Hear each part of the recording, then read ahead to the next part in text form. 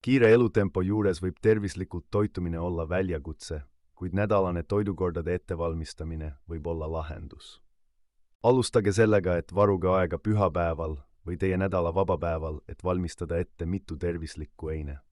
Valmistage ette mitmekesine valik valke, täisteravilju ja köögivilju, mida saab omavahel kombineerida erinevate eine jaoks. Kasutage jaotustega konteinereid, et hoida toiduained eraldi ja säilitada nende värskus kogu nädala jooksul. Säilitage valmis eined külmkapis ja märgistage need päevade kaupa, et hommikul oleks lihtne haarata õige eine. Lõunasöögi ajal on teil nüüd käepärast toitev eine, mis säästab aega ja hoiab teid produktiivsena. Õhtusöögiks soojendage lihtsalt üks ettevalmistatud eine mikrolaineahjus ja teie tervislik toidukord on valmis minutitega.